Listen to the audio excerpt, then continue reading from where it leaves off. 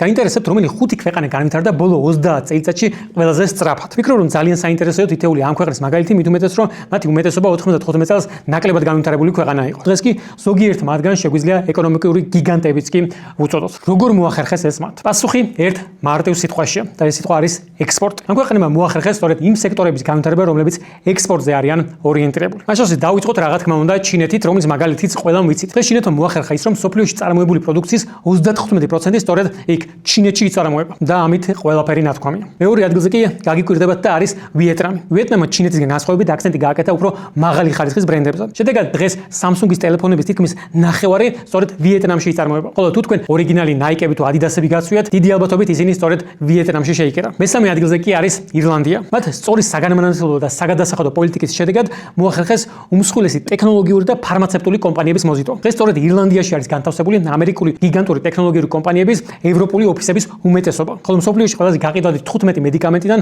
6 სწორედ ირლანდიაში იწარმოება. მეოთხე ადგილზე კი არის პოლონეთი, რომელიც ნელ-ნელა ყალიბდება ევროპის ერთ-ერთ მთავარ მწარმოებელ ქვეყანად. დღეს ევროპაში გაყიდული ყოველი მეორე სარეცხე მანქანა უკვე სწორედ პოლონეთშია წარმოებული. ხოლო ავეჯის წარმოებით ისინი მეორე ადგილზე არიან ჩინეთის შემდეგ. მეხუთე ადგილზე კი არის ესტონეთი, ქვეყანა რომელიც 30 წლის წინ ჩვენსავით საბჭოთა ნანგრევებში იყო.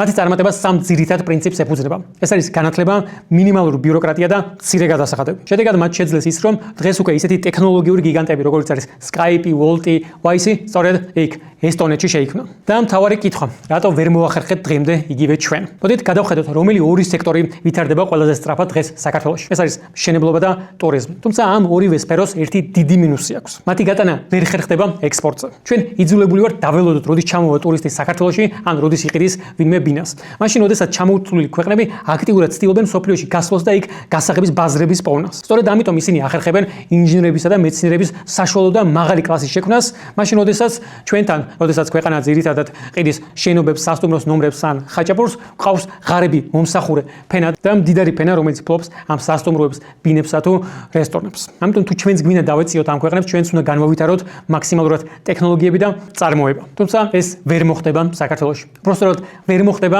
მანამ სანამ ქვეყანაში სასამართლოს მართავენ კლანები და დასანქცირებული მოსამართლეები. მანამ სანამ ქვეყანაში არსებობს მონოპოლიები და დაკრიშული ბიზნესები. მანამ სანამ განათლება აბარია არა პროფესიონალებს, არამედ ერთგულ პარტიულ კოორდინატორებს. და მანამ სანამ ქვეყანას ხავს ხელისუფლება, რომლის მოსახლეობის სულ ცოტა ნახევარი და მსოფლიოს ქვეყნების უმეტესობა არალეგიტიმურად მიიჩნევს. თუმცა ჩვენ აუცილებლად შევძლებთ ამ ყველაფერს მაშინვე, როდესაც ძალაუფლებას დაკარგავს ერთი ოლიგარქი და მას დაიბრუნებს ქართველი ხალხი.